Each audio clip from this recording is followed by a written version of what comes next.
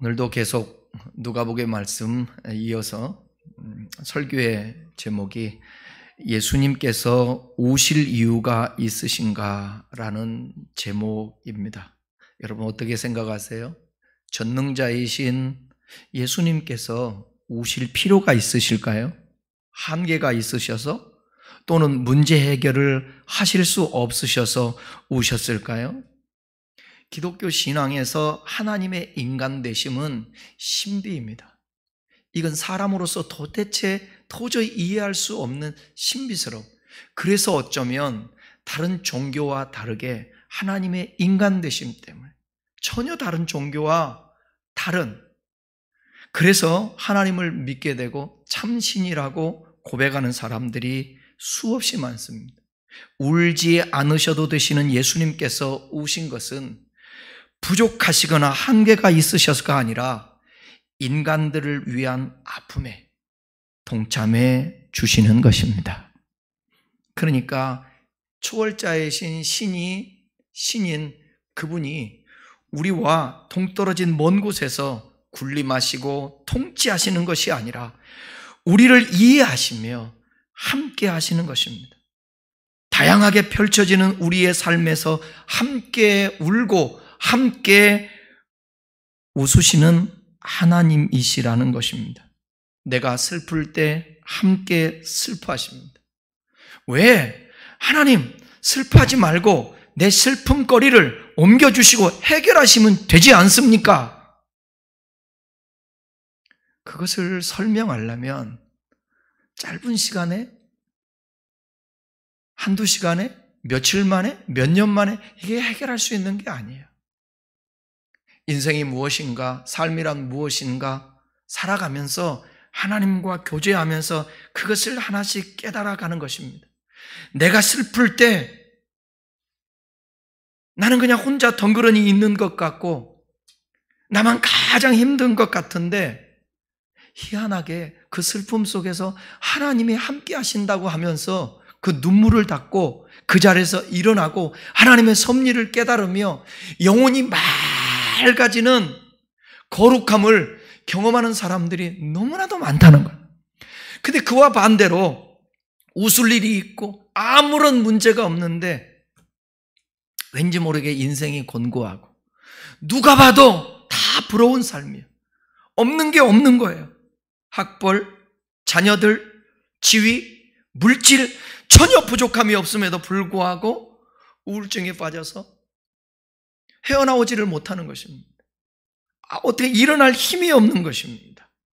이런 사람에 대해서는 어떻게 얘기할래요?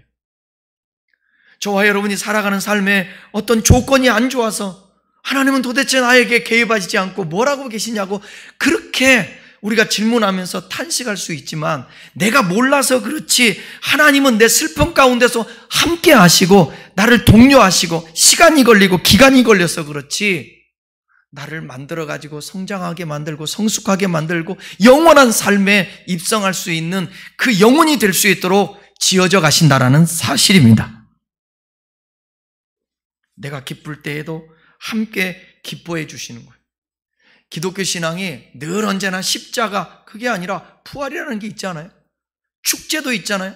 내가 기뻐할 때 하나님께 왠지 모르게 예수 믿는 사람들은 기뻐하고 즐거워하고 축제 분위기 있으면 뭔가 양심에 내가 이래도 되나? 그런 생각할 수 전혀 그렇지 않습니다. 주님은 함께 우리가 기쁨을 누릴 때 같이 즐거워하는 거예요. 그러니까 하나님의 나라의 관점에서 보게 되면 예수님은 함께 우리와 울기도 하시고 함께 웃으시고 기뻐하신다는 것이에요. 내가 너로 인하여 기쁨을 이기지 못하리라. 항상 기뻐해라. 주님도 우리와 함께 기뻐하시면서 여러분들이 기뻐할 때 같이 기뻐하신다는 사실이. 그리고 여러분이 슬퍼할 때 주님도 슬퍼하시는 거예요. 그러니까 그 다음에 질문이 여러분 이거죠. 왜 슬퍼하시면서 가만히 계시냐고. 일단은 주님도 슬퍼하세요. 좀 이따가 그 설명할게요. 나오니까. 예수님께서 우셨다라는 것은 인간을 향한 안타까운 마음을 드러내시는 것입니다. 성경을 보면 왜 전능자가 우셔야 돼? 완전히 이해할 수 없지만 성경을 보면 예수님께서 우시는 장면이 나와요. 오늘 본문을 포함해서 3번 우십니다. 먼저 나사로의 무덤 앞에서 예수님이 눈물을 흘리셨어요. 자, 요한복음 11장 34절 35절을 함께 읽겠습니다. 이르시되 그를 어디 두었느냐? 이르시되 주여 와서 보옵소서 하니 예수께서 눈물을 흘리시더라. 나사로가 죽자 사람들이 애통하며 울고 있습니다. 나사로가 예수님의 친구예요. 그 동생들이 울고 있어요. 그래서 예수님을 초청했어요. 내 오라버니가 죽었다고. 그 슬픈 광경을 보고 예수님도 비통한 눈물을 흘리셨습니다. 여러분 생각해 보세요. 아까 얘기한 것처럼 지금 슬퍼하고 비통하고 눈물을 흘리시는데 아니 울지 않으시고 바로 살리실 수 있지 않아요? 그러나 아픔을 공감해 주시고 나서 나사로를 살리셨습니다. 이것을 여러분들이 이해해야 돼요. 이거 설명으로 될 수 있는 것이 아니라 제가 설명도 지금 하고 있지만 여러분들이 주님 앞에 계속 질문하시면서 성경을 보고 살아가면서 주님께서 깨닫게 해 주세요. 두 번째는 겟세마네 동산에서 눈물을 흘리셨습니다. 이것을 겟세마네 동산에서 기도하는, 이제 나중에 누가복음 22장을 우리가 함께 나눌 때에 겟세마네 동산에서 기도하는 장면을 나오는데 거기에서는 눈물을 흘렸다, 통곡했다 그러한 단어는 없습니다. 그런데 그 겟세마네 동산의 광경을 히브리서 기자는 이렇게 표현하고 있습니다. 히브리서 5장 7절 말씀 같이 읽어보겠습니다. 그는 육체에 계실 때에 자기를 죽음에서 능히 구원하실 이에게 심한 통곡과 눈물로 간구와 소원을 올렸고 그의 경건하심으로 말미암아 들으심을 얻었느니. 십자가를 지시기 전 인간적으로 고통스러운 그 순간 아버지 하나님께 눈물로 기도하셨다는. 이거는 법칙이에요. 그러니까 어쩔 수 없이 우리도 받아들여야 돼요. 이게 하나님의 섭리예요. 여러분, 내 삶에서 힘든 일이 있고 이 십자가를 어떻게 져야 될까? 이 고통을 어떻게 이겨내야 될까? 그럴 때에 주님 앞에 눈물로 통곡하며 호소하며 기도하십시오. 세 번째는 오늘 본문 말씀에서 예루살렘 성을 보시고 눈물을 흘리신 거예요. 오늘날로 얘기하면 고봉산에 올라가서 일산 지역을 보고 우시는 거예요.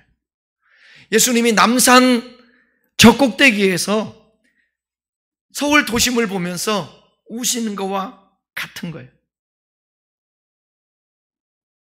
자, 누가복음 19장 41절 말씀입니다. 시작. 가까이 오사 성을 보시고 우시며. 예수님께서 공생의 마지막 예루살렘 성에 입성하실 때 백성들이 어떻게 하죠? 종려나무를 흔들면서 찬송하리로다 외치며 환영을 합니다. 그런데 입성 행렬이 예루살렘 성에서 내려다보는 감람산 기슭에 그 기슭에 당도하자 예수님이 갑자기 우신 것입니다. 이렇게 공식적인 기록으로 3번이지만 공생의 전체의 분위기를 보면 예수님은 3년 내내 이 마음에 아픔과 눈물을 흘리셨을 거예요. 때로는 불쌍한 무리를 보시면서, 때로는 기도하시면서 눈물 짓는 경우가 많이 있었으리라 생각됩니다. 그 중에 본문 사건이 가장 비통한 눈물이 아니었을까 추측하는데, 지금 읽었던 41절에 울다라는 이 단어는 클라이오라는 단어예요. 이거는 흐느껴 우는 거예요. 그 다음에 울부짖는 그 울음이에요. 세 번째는 통곡하다라는 이 강한 뜻을 갖고 있는 말이에요. 그러니까 예수님이 통곡하셨다는 말입니다. 그래서 제가 설교 제목에 보니까 예수님께서 우시는 그 이유 우신 가로치고 거기에다가 통곡이라는 표현을 한 것이 바로 그거예요. 예수님은 하나님이시면서 왜 통곡하셨을까? 예루살렘 입성을 하는 도중이었으므로 주변에 제자들과 많은 사람들이 있었을 텐데 예수님 우셨어요. 여러분, 주변 사람들이 있으면 울다가도 그치는 법 아닙니까? 그만큼 예수님의 마음이 비통했다라는 거예요.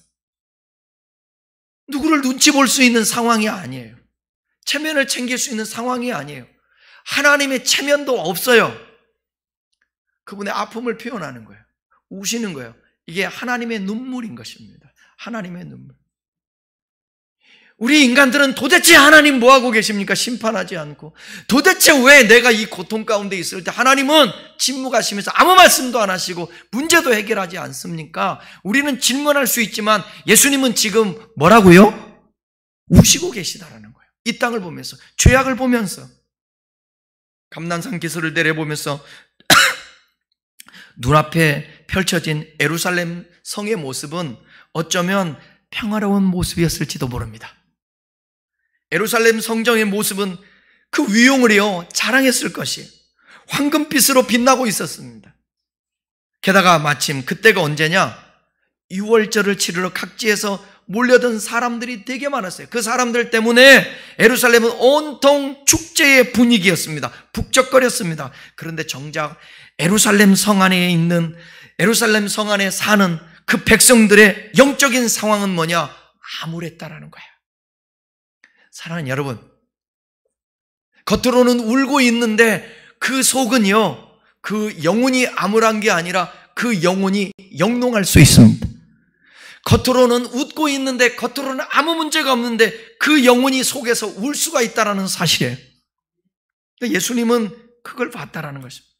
하나님을 배반하고 죄가 가득하고 그러면서 마치 자기들의 의로운 척하고 강팍하고 하나님의 아들 예수 그리스도, 그분이 메시아로 오셨지만 죄와 사망에서 구원하시는 영적인 메시아가 아니라 지상 나라를 세울 정치적 메시아로 오해하고 환영하고 있었던 것입니다. 그러니까 예수님 보기에 얼마나 안타깝고 한심스러웠겠습니까? 지금도 그러겠죠. 이 세상의 삶이 다인 것처럼 자기를 자랑하고 욕망 중심으로 음란과 방탕 속에서 살아가는 사람들이 얼마나 많이 있겠어요. 그들은 아무런 부담감도 없어요. 아무런 고통과 염려도 없어요. 그냥 욕망이 끌려 재미스럽게 사는 거예요. 그런데 주님은 그들을 보면서 눈물을 흘리시는 거예요. 이게 신앙이라는 것은 겉만 보는 것이 아니라 영적 이면을 볼 줄 아는 여러분의 영적 안목이 있어야 되는 것입니다. 그러니까 예수님 보기에 안타깝고 한심스러운 예루살렘 성의 모습이었습니다. 예수님이 이전에도 그들의 한심한 모습을 보면서 탄식했던 적이 있어요. 누가복음 13장 34절, 35절, 제가 이 부분도 설교했죠. 다시 한번 읽어보겠습니다. 에루살렘아, 에루살렘아, 선지자들을 죽이고 내게 파송된 자들을 돌로 치는 자여, 암탉이 제 새끼를 날개 아래에 모음같이 내가 너희의 자녀를 모으려 한 일이 몇 번이냐? 그러나 너희가 원하지 아니하였도다. 보라, 너희 집이 황폐하여 버림바 되리라. 예루살렘은 살렘, 샬롬, 무슨 뜻이에요? 평화. 그러니까 예루살렘은 평화의 도성이에요. 그런데 노마에 짓밟혔습니다. 그들은 그들의 죄악과 완악함 때문이었습니다. 하나님을 배반한 그들에게 하나님은 선지자들을 많이 보내셨잖아요. 그래서 회개하기를 촉구했습니다. 그들은 오히려 선지자를 그런데 죽이는 거예요. 세례요한이 와서 마지막 선지자 세례요한이 외치지 않습니까? 회개하라, 천국이 가까웠느니라. 그런데 그가 죽어요. 목배임을 당합니다. 그리고 이제 하나님의 아들인 예수를 보내셨지만 그마저도 십자가에 매달 것입니다. 결국 하나님의 심판을 받을 수밖에 없다라는 거예요. 예수님께서 오늘 본문에서 흘린 눈물은 메시아로서의 흘린 눈물입니다. 죄로 말미암아 멸망당할 수밖에 없는 인간들에 대한 연민과 사랑의 눈물인 거예요. 여러분, 부모가 능력 있어요. 부모가 돈도 많고 직업도 좋고 학벌도 있고 그러는 거예요. 마치 옛날에 김영삼 대통령이 대통령일 때 누구 때문에 어려움을 당했어요? 아들 김현철. 그렇잖아요. 그 아들이 감옥에 들어갈 때 그 아버지의 마음이 어땠을까요? 최고 권력자, 최고의 전능자 아닙니까? 대한민국에서는 하나님과 견주는 게 아니라. 근데 그 아들이 들어갈 때 어쩔 수 없는 그 아픔, 고통. 왜? 범법을 했으니까 감옥에 들어가야죠. 그때 아버지는 비통하게 눈물을 흘리는 것입니다. 겉으로 보게 되면 울 일이 아니지만 영적으로 보니까 당신의 백성들이 지금 평화의 도성이지만 그 평화의 도성이 죄악의 도성인 거예요. 멸망의 도성. 왜? 잠시 잠깐 오면 이 멸망이 그 땅에 오게 되니까. 사랑과 연민의 눈물인 거예요, 예수님의. 부모도 어떻게 할 수 없는 그 연민의 눈물 있지 않습니까? 본문 41절 이하에 보면 예수님이 그 눈물이 탄식으로 이렇게 우리에게 표현되는데 42절 읽어보겠습니다. 이르시되 너도 오늘 평화에 관한 일을 알았더라면 좋을 뻔 아니었거니와 지금 내 눈에 숨겨졌다. 이 말씀 보시면 예수님께서 통곡하신 이유를 찾을 수 있어요. 예수님은 이스라엘의 무지함 때문에 통곡하셨어요. 그 무지함을 깨우치는 것은 뭐냐면 눈이 있어도 보지 못하고 귀가 있어도 듣지 못하는 이유는 뭐냐? 우리 주님이 눈을 열어가지고 막 이렇게 일부러 보여주게 해요? 우리에게 자유의지가 있잖아요. 우리의 귀를 갖다가 열어가지고 들으라고 그래요? 아니야. 하나님 말 인격적으로 말씀하시면서 우리의 눈을 열어 주의 법의 글을 보게 하고 우리의 귀를 열어서 하나님의 음성을 듣고 깨닫기를 원하시는 것입니다. 그런데 그들이 그렇게 깨닫지 못하는 그 무지함이 있었어요. 예수님께서 나귀를 타고 입성하시는 것은 그들에게 무엇을 주시기 위함이냐? 평화의 소식을 전하기 위함이에요. 눈먼자에게 보게 하려고. 영적으로 옥에 갇힌 자들에게 자유함을 주려고. 은혜의 해를 끼치기 위해서. 뭔가에 짓눌려 있는 자들에게 자유를 주기 위해서 예수님이 이 땅에 오셨다라는 것입니다. 평화의 소식을 전하러 오셨습니다. 그들은 이방 국가에게 평화를 원했고 자유를 원했지만 그보다 더 큰 근본적인 평화, 하나님과 그의 백성 간의 평화였습니다. 하나님과 우리 사회의 평화가 되어지면 나머지 부분은 다 주께서 평화롭게 해 주실 수 있습니다.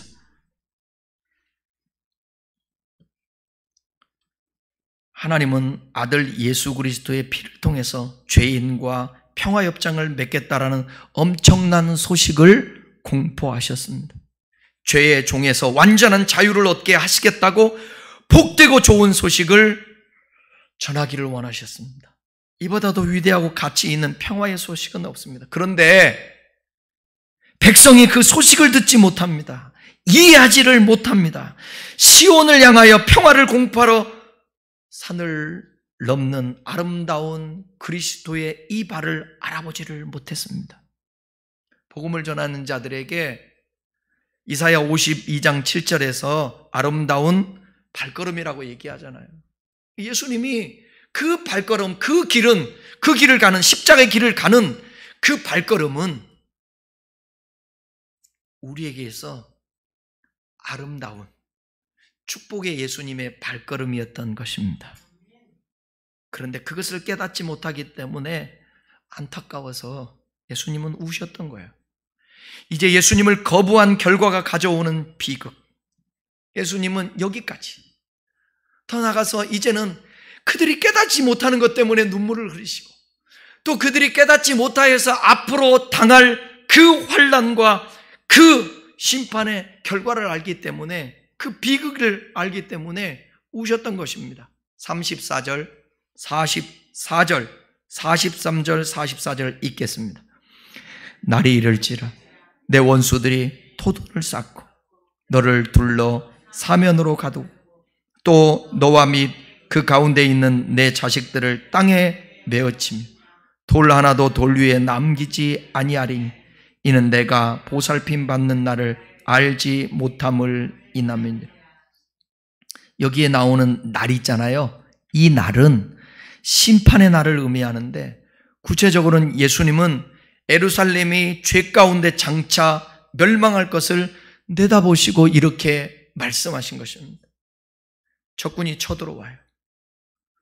토둔을 쌓고 사면으로 가둔다고 예언했는데, 여기 토둔이라는 것은 뭐냐면 성을 공격하려고 쌓아 올린 흙무더기를 얘기하는 거예요. 토둔이라는 게. 이렇게 토둔을 쌓고 예루살렘 성을 포위할 것입니다. 그 와중에 백성들이, 어린 아이들까지 대량 학살을 당합니다. 안타깝게도 예수님의 이 예언의 말씀은 그대로 성취가 돼요. 여러분, 성경의 말씀은요, 기간의 문제고 시간의 문제지 반드시 성취됩니다. 그러니까 저와 여러분들이 기다리면 문제 해결되고, 기다리면 해결되고, 기다리면 해결되고, 기다리면 해결되고, 그래서 너에게 인내가 필요하면 하나님의 뜻을 행한 후에 약속을 받기 위함이라. 기다림이에요. 믿음은 기다림이에요. 우리는 심판의 기다림이 아니라고요. 심판을 이미 들었잖아요. 그래서 심판받을 사람이 아니라 심판에서 벗어날 사람이기 때문에 오늘 힘겹지만 심판받지 않기 위해서 하나님이 우리를 다루시고 계시다라는 사실을 아십니까? 여러분, 사람 어쩔 수 없어요. 평안하면, 아무 문제 없으면 기고만장하고 교만하고 기도하지 않고 하나님 찾지 않고 의지하지 않아요. 그렇게 살면 끝이 뭐냐? 멸망이에요. 그래서 때로는 하나님이 우리에게 고난을 허용하시잖아요. 그 고난 때문에 주님을 찾지 않습니까? 그러니까 고난은 하나님의 확성기라고요. 여러분, 고난 있어요, 없어요? 있어요? 저는 고난이 있을까요, 없을까요? 뭔 고난이 있어요, 제가? 뭔 고난이 있냐고, 제가? 근데 너무너무 많아요, 저의 고난도. 그러니까 기도하지 않을 수가 없어요. 하나님이 깨우시는 거예요. 기도하라고 깨우시는 거예요. 어쩔 때는 너무 힘들어도 그래도 헤매면서 기도하는 거예요. 아세요? 사랑하는 여러분, 기도거리가 있음을 감사하세요. 고난은 예수께로 인도하는 몽학 선생이에요.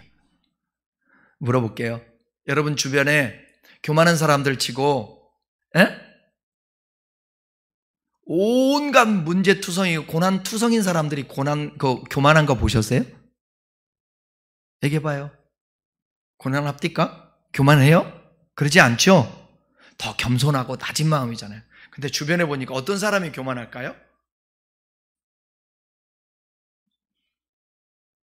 미안해요.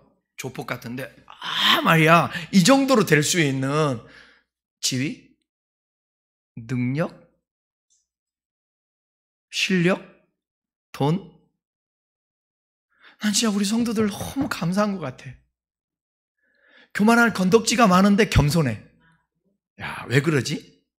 왜 그럴까요? 우리 성도들은 왜 겸손할까요? 왜 그러죠? 목사님은 떠들어라. 나는 어쨌든 이거 또 1시간 가니까 예배 드리고 가면 되지 뭐. 그런 의미가 없어요. 저의 등줄기에서 흐르는 이 땀이 아무 의미가 없어요. 제가 준비한 설교가 아무 의미가 없는 거예요. 네? 사랑하는 여러분, 지금이 가장 축복의 때예요. 가장, 말도, 목사님 왜 그렇게 말씀하니까 나의 고통 아세요? 하나님 아세요? 내가 지금 얼마나 힘든지 아세요? 지나고 보세요. 그것 때문에 여러분이 영혼이 바로 서게 되고, 여러분의 삶이 축복으로 바뀌고, 여러분의 자녀들이 영향을 받아서 하나님의 축복으로 나가는 거예요. 아세요? 믿음으로 바라보시라고. 주님은 믿음으로 지금 선포하고 있는 거예요. 믿음으로 알고 있는 거예요. 예수님이 말씀하신 그 예언이 그대로 성취됐다고 그러잖아요. 예수님이 말씀하신 이후에 주 70년 티투스 장군이 로마에 군대 장관인데 많은 군대를 이끌고 예루살렘을 침공을 해요. 그리고 이 예루살렘 성을 포위하고 출입문을 지켜요. 그래서 출입을 못하게 해요. 때마침 6월절이라 많은 인파가 몰려왔어요. 사람들이 엄청나요. 그런데 수많은 사람들이 전염병으로 죽어요.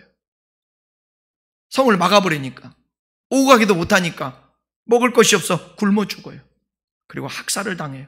심지어 어떤 일이 있냐면, 문헌에 의하면 그때 먹을 것이 없어서, 구약에도 그런 얘기가 나오는데 이때에도 어미가 어린 자식을 잡아먹는 일까지 있었어요.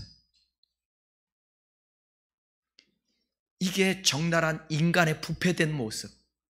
인간이 타락해서 심판을 받는데 그 심판 중에도 그 타락한 인간의 악함을 드러내는 거예요.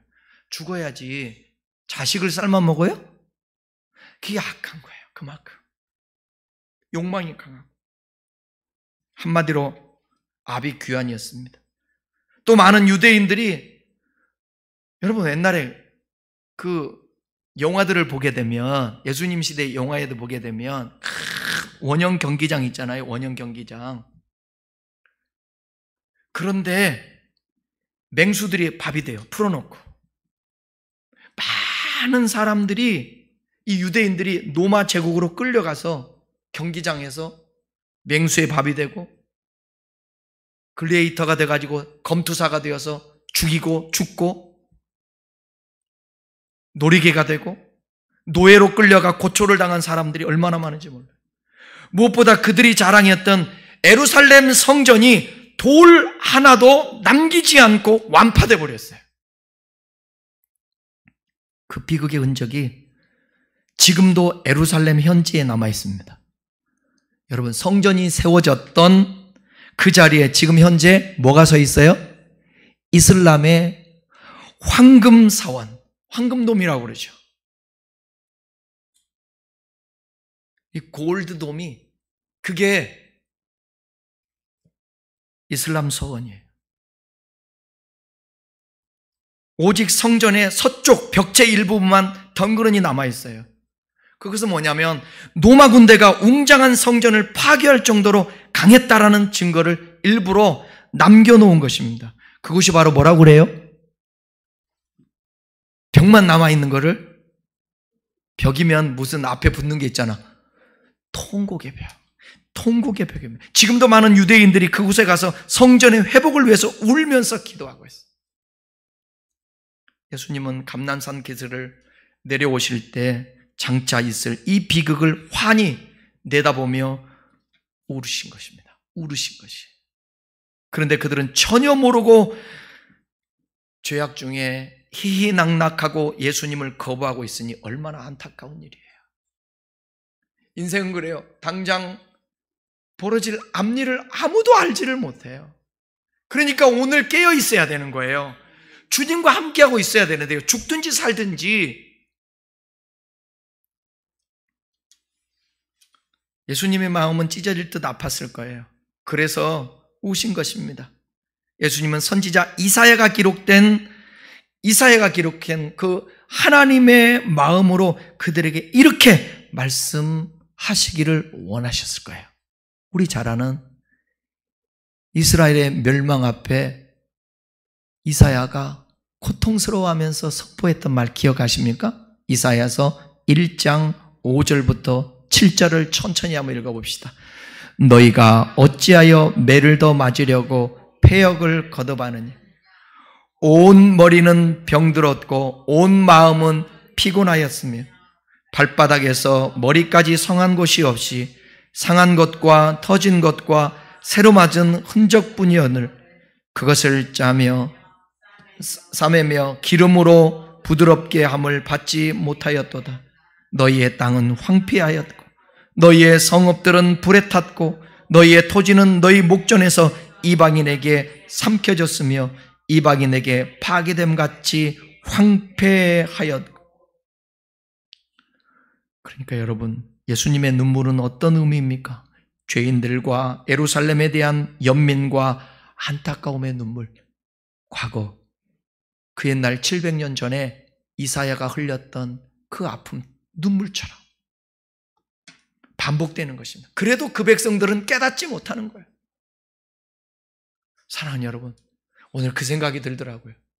설교를 하는 나나 여러분이나 그냥 아무런 느낌 없이 난 예수 믿고 난 교회 다니고 난 신앙생활하고 이렇게 수요 예배까지 되는데 나는 하나님을 잘 믿는 사람이야. 나에게는 아무 문제 없어. 예, 그 말이 맞을 수도 있지만 어떻게 보면 우리가 조금 문제의식을 가지고 생각해 볼 부분은 뭐냐? 여러분, 예수님이 지금 예루살렘으로 입성할 때 지난주에 설교한 것처럼 종려나무 가지를 흔들죠. 그리고 호산나를 외쳐요. 그리고 하나님을 찬양합니다. 그런데 예수님은 가슴을 치는 거예요. 저들이 얼마 있지 않으면 예수님이 십자가 길을 갈 때 진짜 깨닫고 메시아로 알고 하나님을 찬양했다면 예수님이 십자가를 질 때 도망가면 돼요, 안 돼요? 안 됩니다. 그런데 다 도망가요. 제자들까지 부인하며 다 도망가요. 저와 여러분은요, 그럴 수도 있다라는 거예요. 우리도 잘못하면. 그래서 정신을 차리고 깨어 있어서 하나님께 집중을 하고 우리가 주님의 그 뜻, 오늘 말씀을 통하여서 주님의 마음을 알아야 되는 것입니다. 십자가를 지심으로 그들을 구원하시려는 각오가 담긴 예수님의 비장한 눈물이었습니다. 예수님은 겟세마네 동산에서도 그 눈물을 흘리셨고 십자가 위에서도 그 눈물을 흘리셨습니다. 결국 그 눈물은 뭐냐? 인류를, 또 저와 여러분들을 죄와 사망에서 구원하실 눈물입니다. 또 한 가지 우리가 여기서 짚고 넘어가야 될 중요한 사실이 있어요. 그건 뭐냐면 로마 군대에 의해서 예루살렘 멸망은 그 자체가 역사적인 사건이었지만 실질적으로, 그런데 성경에는 이중적 의미가 있다고 그랬잖아요. 역사적 사실과 그 안에 또 내포된 주님의 메시지가 있는데 그것은 뭐냐면 최후의 심판에 대한 모형이라는 거예요. 그 사건이. 모든 인간은 죄인이에요. 심판을 당하게 되어 있어요. 그럼에도 불구하고 이 시대 사람들을 보면 자신이 죄인인 줄을 모르고 인정하지도 않습니다. 최후의 심판이 닥쳐오는데도 그 새까맣게 모른 채 세상에서 무엇을 먹을까, 마실까, 입을까, 어떻게 살까, 여기에만 온통 정신이 팔린 채 살아간다는 거예요. 그런데 성경은 분명히 말합니다. 히브리서 9장 27절에 한 번 나서 죽는 것은 정한 것이요 그 후에는 심판이 있느니라. 그리고 심판이 얼마나 심각하고 비참한지를 경고합니다. 여러분, 예루살렘 성이 지금 심판을 로마에 의해서 침략을 당해서 그 안이 아비규환이 됐다고 그랬잖아요. 얼마나 여러분 고통스러운 일입니까? 이 고통 이루 말할 수 있어요? 천륜, 자기 자식을 어떻게 삶아서 먹어요? 상상할 수 없는 고통 아니겠습니까, 그게? 그런데 마지막 심판 때에 심판을 받고 나면 그런 비참한 일들이 벌어지는데 요한계시록, 종말을 얘기하는 요한계시록 20장 13절에서 15절에는 이렇게 말합니다. 자, 읽어볼까요? 바다가 그 가운데서 죽은 자들을 내주고 또 사망과 음부도 그 가운데서 죽은 자들을 내주매 각 사람이 자기의 행한 대로 심판을 받고 사망과 음부도 불못에 던져지니 이것은 둘째 사망 곧 불못이라. 누구든지 생명책에 기록되지 못한 자는 불못에 던져지리라.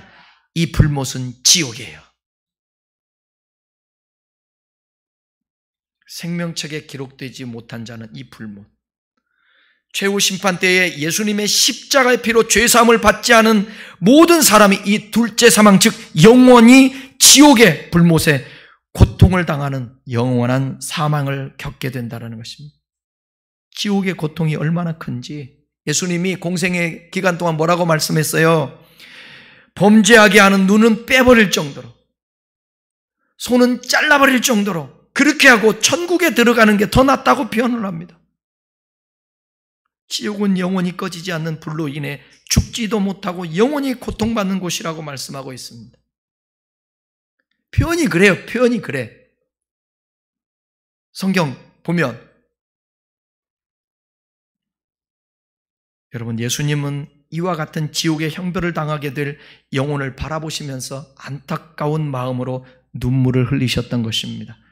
지금은 부활 승천하셔서 하나님 보좌 우편에 앉아 계시면서 여전히 그 연민의 마음을 가지고 이 땅에 죄악 가운데 멸망으로 달려가고 있는 그 영혼들을 바라보면서 눈물을 흘리고 계실 것입니다.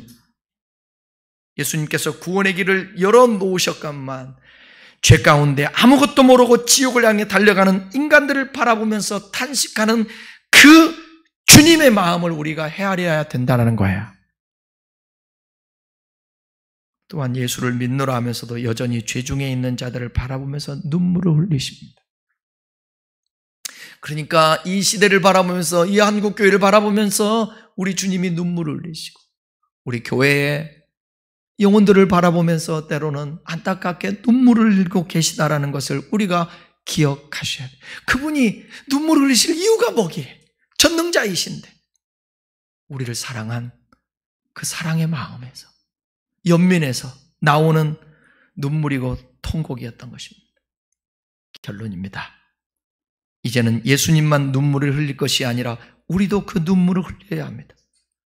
주님의 눈물이 우리의 눈물이 되고 주님의 아픔이 우리의 아픔이 되어야 합니다. 우리도 이러한 예수님의 마음과 눈물을 본받아서 지금도 멸망의 길로 가는 그 영혼들을 바라보면서 흘릴 수 있는 눈물. 그러니까 여러분, 교회를 다니면서도 목회자든 성도든 그냥 지금 현실의 문제에 사로잡혀서 그 문제만 해결하고자 거기에 매몰되지 말고 정말 영혼들을 향해서 불쌍히 여기는 마음, 이타적으로 지금 죽어가는 영혼들을 보면서 안타까워하는 마음, 그 마음을 가지고 여러분 직장 생활도 하고 그 마음을 가지고 물질도 소유하고 어떤 것도 소유한다면 그것이 주님을 위해 필요한 도구가 된다라는 거예요. 뭐든지. 여러분의 손길과 여러분 행하는 모든 일들이, 제가 행하는 모든 일들이 눈물이 섞인 예수님의 마음으로 행하는 그 놀라운 역사가 있기를 바랍니다. 그렇다면 오른손이 하는 것을 왼손이 모르게 하죠. 그죠? 제가 이거 하나 물어볼게요. 누군가를 도와준다, 복지를 한다. 복지의 기본, 제가 복지 공부할 때 배웠던 게 뭐냐, 기본이 뭐냐, 복지를 받는 사람, 그 사람 중심으로 돼야 될까요? 아니면 복지를 하는 사람 중심으로 해야 될까요? 네? 받는 사람. 그렇다면 저와 여러분이 누군가를 위해서 헌신하고 누군가를 도와주고 그럴 때도 항상 이 마음이 누구의 입장이어야 될까요? 근데 이 사회가 그럽니까? 우리 교인들은 다 그렇게 사는지 내가 엉뚱한 소리를 하나 봐. 유튜브를 듣는 이 사람들만 해당되는가 봐. 그게 아니잖아요. 우리 모두는 우리 주변에도 보게 되면 항상 뭔가 알리고 싶은 거예요. 내가 누군가에게 도움을 줬으면 그 도운 것에 대해서 알리고 싶은 거예요. 왜 알리고 싶을까요? 다른 사람이 알아줬으면 좋겠으니까. 그잖아요. 물어볼게요. 성목사가 누군가야, 어느 교회인가가 구제를 했어요. 그 교회.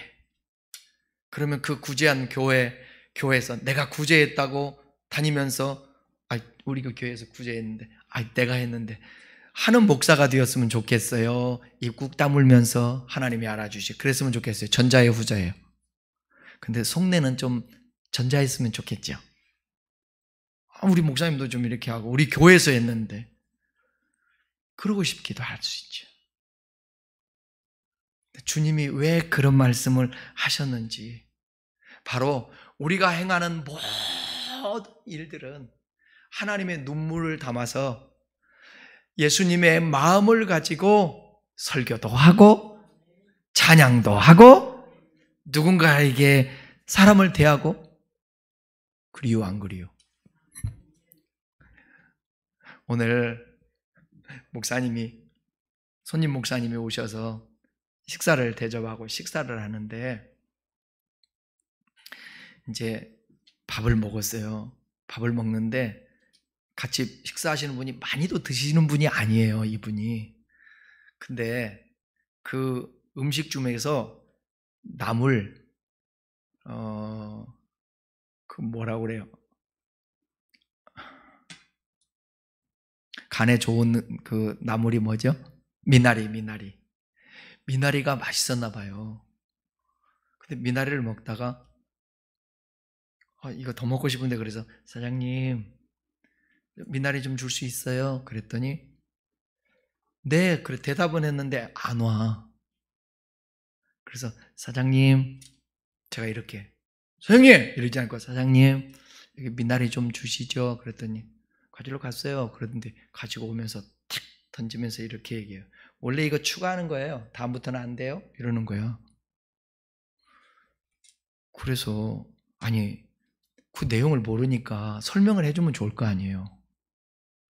공짜로 그거 얼마나 간다고 그걸 막 공짜로 기대고 뭐 그러려고 그런 게 아니라 먹고 싶어서 달라고 했으면 이거는 추가된 음식이에요. 이번엔 드릴 테니까 다음부터는 말씀해 주세요. 그러면 그러세요. 이럴 거 아니에요. 그렇게 딱 가더라고. 기분 좋을까요? 나쁠까요? 근데 그 목사님이나 나나 그랬어요. 저 자매 얼마나 힘들까. 점심시간에 11시부터 막 힘들어가지고 근데 아마 힘들어서 짜증나서 저러겠죠. 근데 우리의 본질적인 마음 같으면 어떻게 해야 돼요? 그랬더니 앞에 있는 목사님 저보다 나이가 5살 많은데 숨기려고 막 그러셔야지. 그죠? 목사님이나 나나 진짜 그 사람을 이해하려고.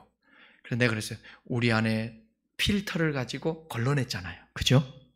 이 필터. 주님의 마음으로 이 필터로 저 사람을 이해하려고 내 속에서 일어나는 분노를 걸른 거예요. 이런 것들을 어디서나 해야 되는데 어디서도 가정에서도 해야 하고 친한 사람에게도 해야 되는데 그건 이제 허물없으니까 잘 안 되는데 그런 게 우리에게 필요한 것 같아. 그래서 참 그 자매님도 우리가 예수님의 눈물을 담아 긍휼과 연민의 마음을 가지고 그 아주머니를 대하니까 아무 일 없지. 예를 들어서 그런 예수님의 마음에 필터가 없었으면 승질 나지. 옛날 같으면 저도 승질 났죠. 뭐라고? 그거 얼마나 하는데요? 돈 드릴게. 그러면 되지 않을까요? 10,000원 할까요? 5,000원 할까요? 요만큼 되는 미나리가. 그러니까요, 충만할 때만이 우리가 예수님의 마음이 나오는 거예요. 근데 그러게 언제 생기겠어요? 이렇게 말씀을 전하면서, 말씀을 들으면서 또 하나씩 쌓아내는 거 아니에요? 내일 갔는데 여러분들이 이 말씀 들었는데 내일 점심 때 밥 먹는데 그런 일이 동일하게 일어나 보세요. 그럼 어떻게 하실래요? 아차, 목사님 말씀이 생각나네? 그 여러분도 그렇게 해야 되지 않아요? 그렇게 안 된다면 주님과의 관계를 돌아봐야 돼, 진짜. 그리고 우리가 예수님의 마음, 예수님의 눈물을 담아서 우리도 이제 예수님 것만 따먹지 말고 우리도 그런 주님과 같은 마음을 갖고 이 땅을 살아내야 되는 것입니다. 그게 사랑의 눈물이에요. 이 이웃을 위해서, 그 다음에 더 나아가 민족과 세계와 만민을 위해서 우리가 사랑의 눈물로, 이 나라를 위해서도 여러분 우리가 비판만 하지 말고 기도하자고요.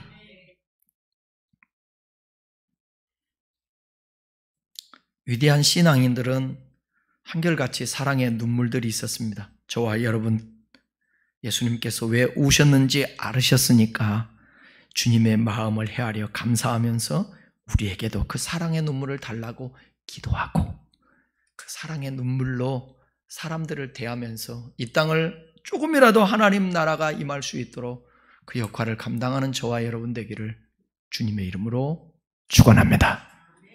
기도하겠습니다.